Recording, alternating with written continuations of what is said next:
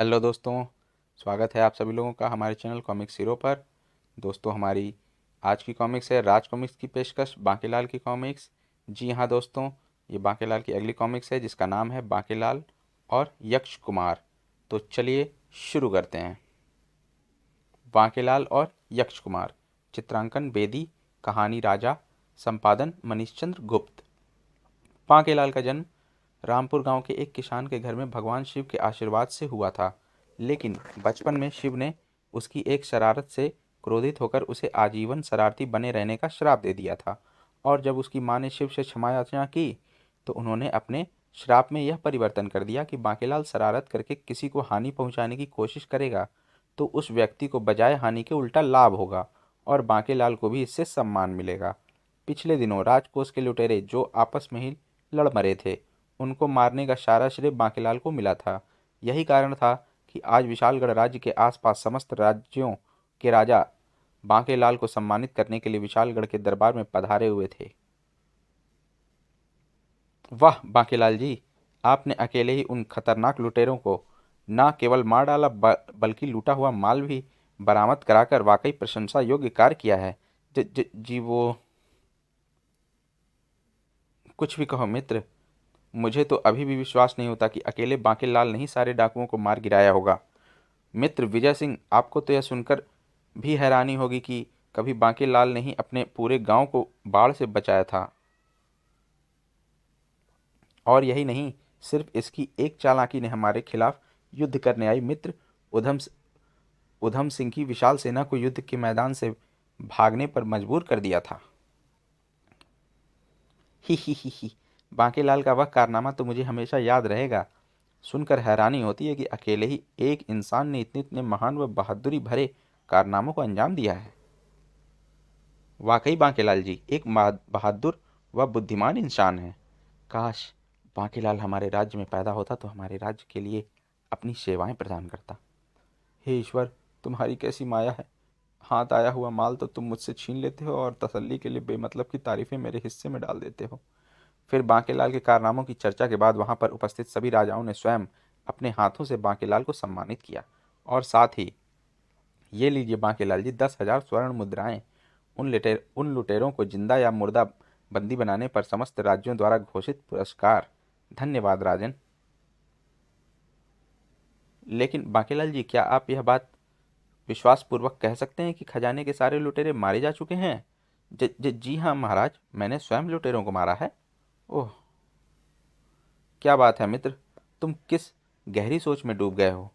मैं सोच रहा था कि काश यदि बांकेलाल ने उन लुटेरों में एक आध को जीवित पकड़ने की कोशिश की होती है या उन्हें मारने से पूर्व उनसे उनके अड्डे की जानकारी ले ली होती तो क्या तो क्या होता।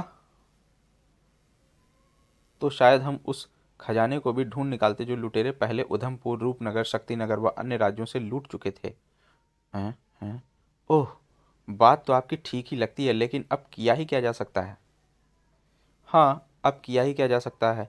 हम में से कोई भी तो उन लुटेरों के अड्डों को जानता नहीं। मेरे ख्याल से तो हमें अपने अपने राज्य में ऐसे स्थान की तलाश करनी चाहिए जहाँ की उन डाकुओं का अड्डा हो सकता था। हाँ, अब सिवाय इसके और कोई रास्ता भी नहीं। इसी के साथ वह सभा समाप्त हो गई और फिर उस रात बांकेलाल की आंखों में नींद का नामो निशान नहीं था। वाह बांकेलाल, लगता है तेरी किस्मत अभी पूरी तरह सोई नहीं, क्योंकि अभी डाकुओं के अड्डे में से एक विशाल खजाना सुरक्षित है और डाकुओं के उस अड्डे के बारे में सिर्फ तू जानता है। बेशक डाकू तुझे तेरी आंखों पर पट्टी बांध कर ले गए थे, लेकिन चूंकि तू एक बार उनके अड्डे को देख चुका है, अतः थोड़ी सी खोज करने पर तू उनके अड्डे तक पहुंच सकता है और फिर वह करोड़ों का खजाना तेरा होगा। और करोड़ों का खजाना हासिल होते ही तेरी हैसियत किसी राजा महाराजा से कम नहीं होगी। और यह बात दिमाग में आते ही बांकेलाल की आंखें बुरी तरह चमकने लगीं। फिर उसने मन ही मन निर्णय लिया, मैं उस खजाने की खोज अवश्य करूंगा। और फिर दूसरे दिन सुबह होते ही बांकेलाल राजा विक्रम सिंह के पास पहुंचा। महाराज की जय हो। आओ आओ बांकेलाल, कहो सुबह सुबह ही हमारे पास आने का क्या कारण है।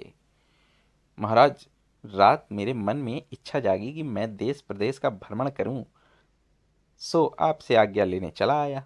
वाह, यह तो बड़ा ही नेक ख्याल आया है तुम्हारे मन में।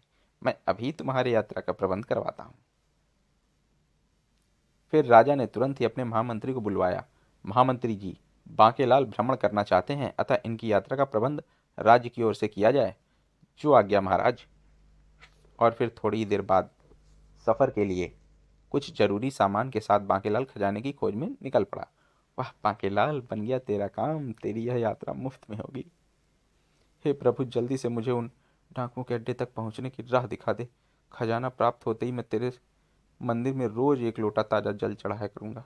बांकेलाल दिन में प्रदेश के जंगलों की खाक छानता और रात किसी नगर की सराय में गुजारता, और इसी तरह देश प्रदेश भटकते भटकते एक दिन, उफ, लगता है आज मैं रास्ता भटक गया हूँ।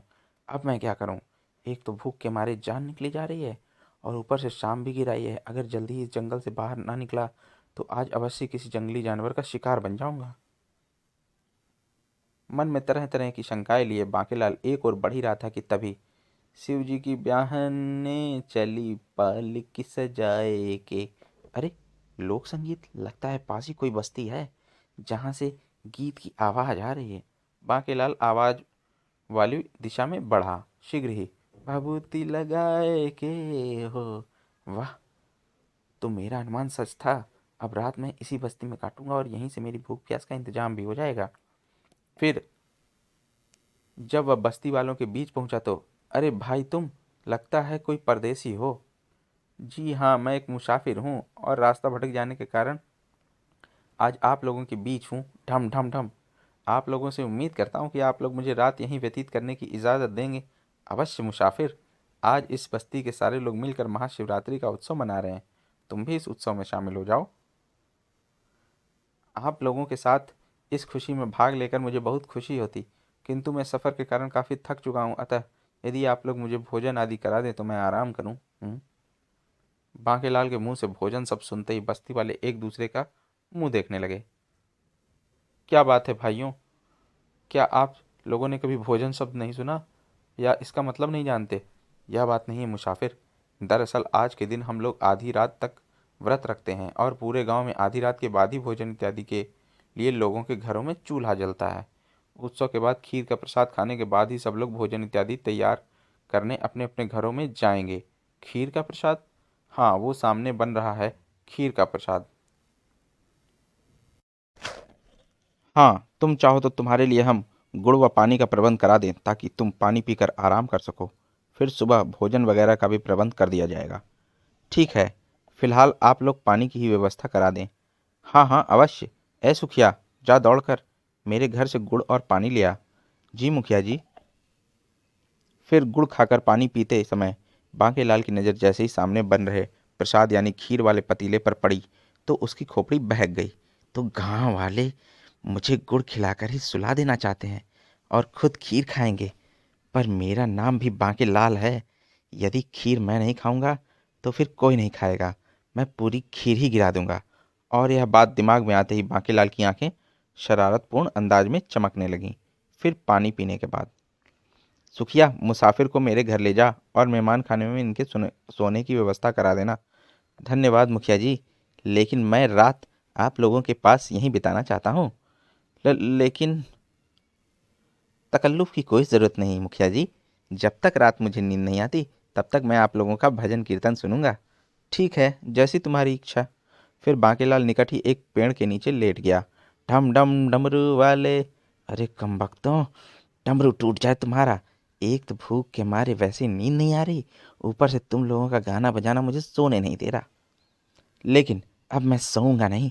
मैं तुम्हारे डमरू वाले का प्रसाद गिराऊंगा ताकि आज भजन कीर्तन के बाद ना तुम लोगों को प्रसाद मिल सकेगा और ना ही तुम लोग अन्न ग्रहण कर सकोगे। फिर तुम लोगों को भी मेरी तरह आज रात भूखा सोना पड़ेगा। हा हा हा हा। लेकिन मैं यह प्रसाद इन सबकी नज़र बचाकर गिराऊं कैसे? फिर बांकेलाल सामने पतीले में बन रहे प्रसाद को गिराने की मन ही मन कोई योजना बनाने लगा। और उसी समय जिस पेड़ के नीचे प्रसाद बन रहा था उसी पेड़ की डाल पर, आहा कोबरा मेरा पुराना दुश्मन, मैं अभी इसके 3 टुकड़े करता हूँ।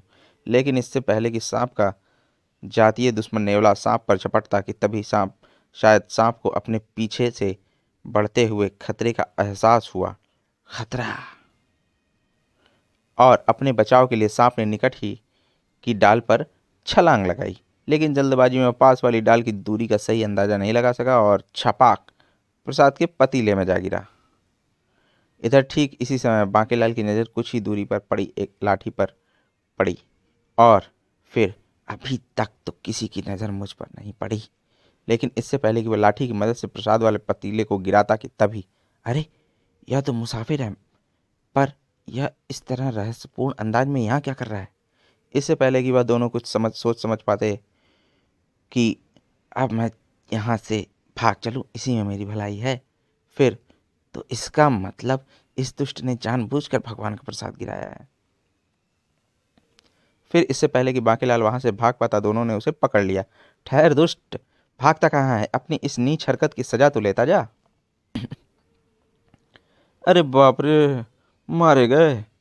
तब तक प्रसाद गिरने से परेशान अन्य गांव वालों की नज़र भी उन पर पड़ चुकी थी। यह क्या संभव, तुम लोगों ने इसे इस तरह क्यों पकड़ रखा है।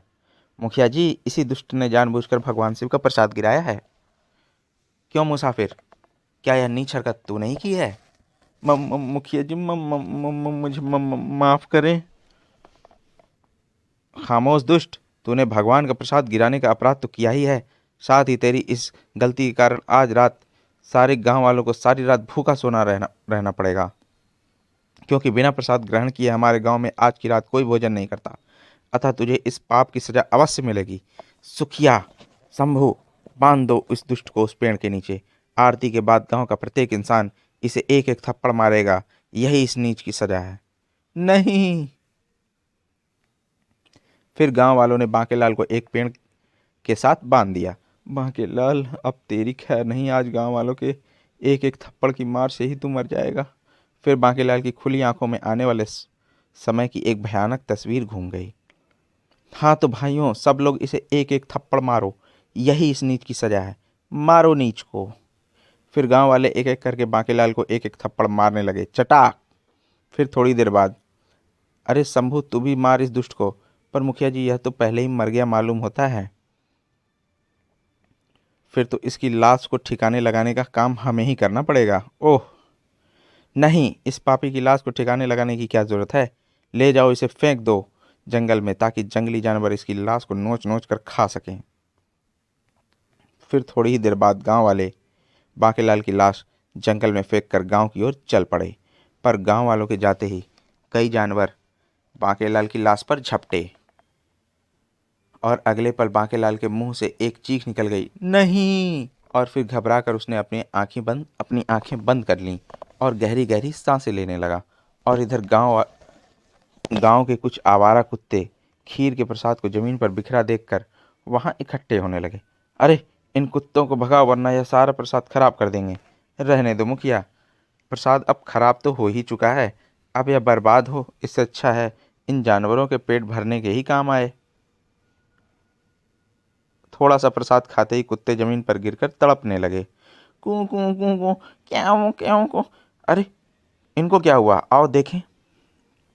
और अगले ही पल वह सारे के सारे कुत्ते मर चुके थे, और उनकी नीली पड़ती लाश को देखकर गांव वाले फौरन समझ गए, अरे यह क्या, प्रसाद खाते ही यह मर गए। हाँ, और इनके नीले पड़ते शरीर यह साबित करते हैं कि यह प्रसाद जहरीला था। तो इसका मतलब, जो अगर इस प्रसाद को यह मुसाफिर ना गिराता, तो हो सकता था कि इस प्रसाद को खाकर पूरा का पूरा गांव ही, हाँ, उस प्रसाद को खाने के बाद शायद ही हम में से कोई जीवित बचता। तो हमें अपने जीवन बचाने वाले को धन्यवाद देना चाहिए। हाँ, हमें उसका धन्यवाद ही नहीं, बल्कि उससे अपने व्यवहार की माफ़ी मांगनी चाहिए।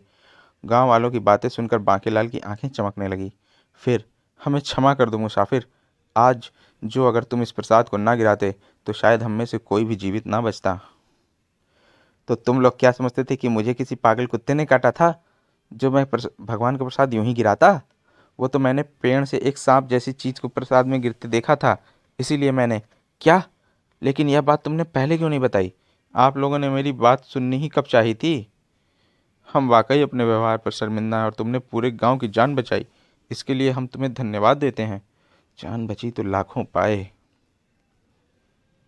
दोस्तों, हमारे बांकेलाल और यक्ष कुमार का पार्ट 1 यहीं पर समाप्त होता है, और अब मिलते हैं इसके अगले पार्ट में, यानी कि पार्ट 2 में, जिसका लिंक आपको इसके डिस्क्रिप्शन में दिया हुआ है। आप इसे वहाँ पर खोलकर पढ़ सकते हैं।